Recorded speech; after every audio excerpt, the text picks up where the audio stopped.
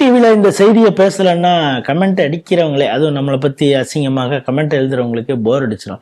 என்ன இன்னைக்கு ஃபுல்லாக அட்மினிஸ்ட்ரேஷன், பொலிட்டிக்கல் இது சம்மந்தமாகவே பேசிட்டு இருக்கானுங்க, டிவி இப்படி இல்லையே அப்படின்னு அவங்களே யோசிச்சுப்பாங்க. அவங்களுக்காக தான் இந்த செய்தி. என்ன அப்படின்னா, மயிலாடுதுறை மாவட்டம் மாப்படுகை அப்படிங்கிற இடத்துல கிட்டப்பா நகர் இருக்கு. அங்கே வந்து ஷேக் அலாவுதீன் அப்படிங்கிறார். அவருக்கு வந்து 66 வயசு.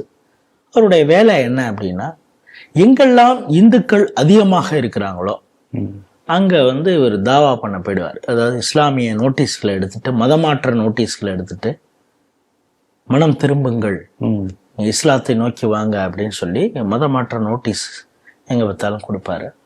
இது மாதிரி ஒரு இடத்துல கொடுக்கும் பொழுது, அது இந்துக்கள் பெரும்பான்மையாக இருக்கக்கூடிய ஒரு இடத்துல கொடுக்கும் பொழுது, ஜோதி குமரன் இவர் வந்து இந்து புரட்சி முன்னணி அப்படிங்கிற ஒரு அமைப்பு, ஏதோ அங்கே லோக்கலில் ஏதோ ஒரு அமைப்பு போல இருக்கு, அதில் அவர் இருக்காரு. அவர் என்ன இதெல்லாம் கொடுத்துட்டு இருக்கீங்க, அந்த நோட்டீஸ்லாம் பார்த்துட்டு மதம் மாற்ற இந்த வேலையெல்லாம் செய்கிறீங்க அப்படின்னு சொல்லிட்டு அவர் என்ன பண்ணிருக்காரு, நோட்டீஸ்லாம் பிடிங்கி வச்சுட்டு அவர், நான் இதே மாதிரி செஞ்சால் நீங்கள் ஒத்துப்பீங்களா அப்படின்னு சொல்லிட்டு ஃபுல்லாக எடுத்துட்டு திருநீரை அவருக்கு பூசி விட்டுருக்காரு. உடனே இவர் மேலே அவர் போய் ஷேக் அலாவுதீன் போய் இவர் மேலே கேஸ் கொடுத்துருக்காரு போலீஸ். ஜோதிகுமரன் கேஸ், அதாவது இந்துக்கள் பகுதியில் ஷேக் அலாவுதீன் வந்து மதமாற்றம் இவர் தொடர்ச்சியாக பண்ணிட்டு இருக்காரு அப்படின்னு இவரும் ஒரு கேஸ் கொடுக்குறார். காவல்துறை என்ன பண்ணது, ஜோதிகுமரன் அப்படிங்கிறவர் மட்டும் அரெஸ்ட் பண்ணது. அலாவுதீன் ஜோதிகுமரன் கொடுத்த வழக்கின் மீது, புகாரின் மீது இவர் மீது நடவடிக்கை எடுக்கல. இப்போ எனக்கு என்ன தோணுதுன்னா, இதை பார்க்கும் பொழுது டிட்டோ திருப்புவனம் ராமலிங்கத்துக்கு நடந்த அதே விஷயம் இப்ப ஜோதிகுமரனுடைய பாதுகாப்பை கருதி கைது பண்ணியிருக்காங்களா காவல்துறை. ஏன்னா அவர் வெளியில இருந்தா ஒரு நாளே போட்டுருவாங்க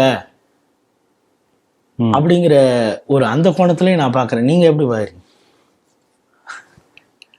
இவர் மேல 6 பிரிவுகள்ல வழக்கு போட்டிருக்காங்க போல தெரிகிறது. அந்த ஜோதி முருகனுக்கு பாராட்டுதல். ஜோதிகுமரனை பாராட்டுகிறேன். ஏன்னா உன்னுடைய நாடு, உன்னுடைய தாய் மண்ணை, உன்னுடைய மதத்தை யாராவது கேலி பண்ணா, கிண்டல் பண்ணா, அவமானப்படுத்தினால் உன்னுடைய தாயை அவமானப்படுத்தியதுக்கு சமம் என்று விவேகானந்தர் ஒரு இடத்துல சொல்லியிருப்பார். அதனால யாராவது வந்து இந்த மாதிரி உன்னுடைய மதமாற்றம் பண்ண வந்தாங்கன்னா நீங்க பார்த்துட்டு வந்து பதிலா சொல்லாதீங்க. ஒரு கப்பல்ல விவேகானந்தர் போயிட்டு இருக்காரு. கப்பல் இதே போல ஒரு பாதிரியார் ஒருத்தர் வந்து இவரை பார்த்து இந்து சன்னியாசின்னு தெரியும், கிண்டலா வந்து பேச வருவார். விவேகானந்தருக்கு வந்து அவர் பெரிய ஞானி, கிறிஸ்துவ மதத்தை ரிபூட்டல் கொடுக்க தெரியாதான்னு பதிலாம் பேசல, நேரம் அப்படி பிடிச்சிட்டாரு. ஒரு பெரிய ஒரு வலிமையான ஆள் இல்லையா, அப்படியே பிடிச்சி அடுத்த வார்த்தை ஹிந்து மதத்தை பத்தி பேசினா அப்படியே கடலை தூக்கி போட்டுறோம் என்று சொல்கிறார். இன்னொரு இடத்துல இதே போல சொல்றாரு, இந்த மாதிரிதான் நீங்க செயல்படணும். ஆகவே விவேகானந்தர் சொன்னதை போல செய்திருக்கிறார். பாரதியார் பாடுவாரு, பாதகம் செய்பவரை கண்டால் நீ பயம் கொள்ளலாகாது பாப்பா, மோதி மிதித்து விடு பாப்பா, அவர் முகத்தில் உமிழ்ந்து விடு பாப்பா. பாப்பாவுக்கே சொல்றார்.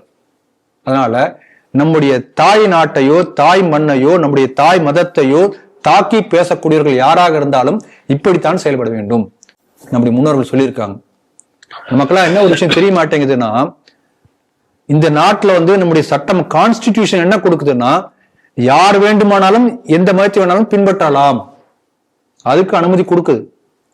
அதே போல என்னுடைய மதத்தினுடைய சிறப்பு என்ன, நான் உங்கள்கிட்ட சொல்ல பிரச்சாரம் பண்ணலாம். ஆனா நீ சைத்தானை கும்பிடுகிறாய், நீ மட்டமானவன், இன்னாண்ட வசதி, நீ கட்டாயம் மதம் மாறணும், மதம் மாற்றம் உனக்கு நான் பிரஷர் கொடுப்பேன், பயமுறுத்தல், இப்படி பண்றது தப்பு, கட்டாயப்படுத்தவே கூடாது. ஆனா இன்னைக்கு நடக்கிறது முழுக்க முழுக்க நாட்டிலே மதமாற்றம் செய்யப்பட்டது இல்லையா. ஒரிஜினலா இங்க எல்லாரும் ஹிந்துக்களா தான் இருந்தாங்க. Once everybody was Hindu. ஒரு காலத்துல ஹிந்துவாக இருந்தவர்கள் இப்போ ஹிந்துவாக இருப்பார்கள். 2 கேட்டகரி தான். X Hindu, X Hindu. இந்த எக்ஸ் ஹிந்து என்று சொல்லக்கூடிய இன்றைய கிறிஸ்துவ முஸ்லிம்கள் எல்லாருமே ஆல்மோஸ்ட் 99.99% எல்லாருமே இதோ ஒரு காரணத்திற்காக கட்டாயமாக மதமாற்றப்பட்டவர்கள் தான். அவங்களுடைய சந்ததி தான். யாரும் அப்படியே பைபிளை படிச்சு அதனுடைய பெருமையை உணர்ந்தெல்லாம் மதம் மாறல. அதே போல குரானை படிச்சு அப்படிலாம் யார் மாறலன்னா சத்தியம் பண்ண முடியும். இது பல பேர் பாரதியார் சொல்லியிருக்காரு, எல்லா காந்தியடிகள் சொல்லியிருக்கிறார். அதனால கட்டாயமாக மதமாற்றம் செய்வது என்பது ஒரு கிரைம். அந்த போலீஸ் நடவடிக்கை எடுத்திருக்கணும், ஏன் எடுக்கலன்னு தெரியல. அவ பெரிய தப்பு பண்ணிருக்காங்க. அதுக்கான செக்ஷன்ஸ் எல்லாம் இருக்கு. இன்னும் பல இடங்கள்ல கட்டாய மதமாற்ற தடை சட்டம் பல மாநிலங்களே வந்திருக்கிறது. அந்த சட்டமே தேவையில்லை. எக்ஸிஸ்டிங் லாஸ் பிரகாரமே கட்டாயப்படுத்தி மதமாற்ற முயற்சி செய்தால் அவர்களை தண்டிக்க முடியும். It's a criminal offence. அந்த காவல்துறை தன்னுடைய கடமையை சரியா செய்யல. அதனால நீங்க சரியா சொன்னீங்க, திருபுவனம் ராமலிங்கத்தை பத்தி சொன்னீங்க. பாருங்க, நம்ம நாட்டுல வந்து மதமாற்றத்தை தடுக்க வந்த ஒருத்தரை வந்து அவர் உயிருக்கு ஆபத்து வருகிறது என்று சொன்னால் எந்த அளவுக்கு வந்து சட்டம் ஒழுங்கு, எந்த அளவுக்கு இந்துக்களுக்கு பாதுகாப்பு இருக்கு பாருங்க. அவங்களுடைய நெட்வொர்க்கும் எப்படி இருக்குங்கிறதையும் நம்ம பார்க்கணும். இத்தனை நாட்கள் அவர் இப்பதான் கொஞ்சம் பேர் அரெஸ்ட் பண்ணியிருக்காங்க. அதுல கொலையில ஈடுபட்டவர்கள் பல ஆண்டுகளாக அந்த சமூகத்தோடு 2 வரை கலந்து எங்கேயோ ஒரு இடத்துல பதுங்கி இருந்தாங்கிறதையும் பார்க்கணும். அவங்களுக்கான பாதுகாப்பையும் கொடுத்துருக்காங்க அப்படிங்கிறது தானே பார்க்க வேண்டியதா இருக்கு. நல்ல வேளை இந்த ராமலிங்கம் கொலையில வந்து NIA போன்ற அமைப்புகள் வந்ததுனால இந்த அளவுக்கு வந்து விசாரணை துரிதப்படுத்தது. அதனால வந்து கொஞ்சம் இதெல்லாம் குறைஞ்சிருக்கு. இல்லாட்டி வந்து நீங்க சொல்ற மாதிரி உடனே கூட தாக்கி ஏதாவது பண்ணிருப்பாங்க. அதனால NIAக்கு ஒரு பெரிய பாராட்டுதல்கள். இதுல அவருடைய பாதுகாப்பையும் உறுதி செய்யணுங்கிறது நம்முடைய. இப்ப ஜெயில வச்சிருக்காங்க அரெஸ்ட் பண்ணி, நாளைக்கு வெளியில வந்த பிறப்பு கூட அவருடைய பாதுகாப்பை உறுதி செய்யணும். அந்த கடமை இருக்கிறது. அதே போல பாருங்க, எல்லா ஹிந்து அமைப்புகள், அது குறிப்பா அங்க உள்ள லோக்கல்ல உள்ள பல ஹிந்து அமைப்புகள் இருக்கும். அவங்க வந்து இவருக்கு பாதுகாப்பு கொடுப்பது மட்டும் இல்லாமல் இவருக்கு வந்து சட்ட ரீதியான அந்த ஒத்துழைப்பு கொடுப்பாங்கன்னு நினைக்கிறேன். அதை நம்ம செய்யணும் அவசியம். ஏன்னா ஒரு ஹிந்து இப்போ ஒரு முஸ்லீம் இந்த மாதிரி பண்றாரு அப்படின்னா என்ன அர்த்தம்னா, அவர் என்ன ஒரு நம்பிக்கையோட பண்றாருன்னா, எனக்கு பின்னால் ஒரு பெரிய முஸ்லாமிய சமுதாயம் பின்னால் இருக்கிறது, ஜமாத் இருக்கிறது, நாளைக்கு இதாவனா பின்னால் அவன் வந்து காப்பாத்துவான் என்கின்ற நம்பிக்கை வந்து அடிப்படையில் இருக்கு. ஆனா இந்த மாதிரி நம்பிக்கை இல்லாமல் தனி ஒரு மனிதனாக ஒரு ஹிந்து போய் போராடுறான் களத்துல. ஹிந்து அமைப்புகள் அவங்க பின்னால் இருந்தவங்களை காக்கக்கூடிய ஒரு பெரிய பொறுப்பு ஒவ்வொரு ஹிந்து அமைப்புக்கும் இருக்கு. அதனால அந்த மாவட்டத்துல எல்லா ஹிந்து அமைப்புகள் அவங்க எல்லாம் சேர்ந்து போய் அவருக்கு உரிய பாதுகாப்பு நடவடிக்கைகள், சட்ட ரீதியான ஒத்துழைப்பு எல்லாம் கொடுக்கணும் என்று நான் என்னுடைய வேண்டுகோள் கேட்டுக்கொள்கிறேன். அதே போல இப்ப இந்த காவல்துறையுடைய நிலைப்பாடு என்பதே வந்து அரசு நிலைப்பாடு. பொதுவா அப்படிதான் இருக்கும். இப்ப இருக்கக்கூடிய இந்த அரசு வந்து திமுக அரசு, இந்து விரோத அரசு நமக்கு தெரிஞ்சதுதான். ஆனாலும் கூட காவல்துறை தன்னுடைய கடமையை ஒழுங்கா செய்யணும்.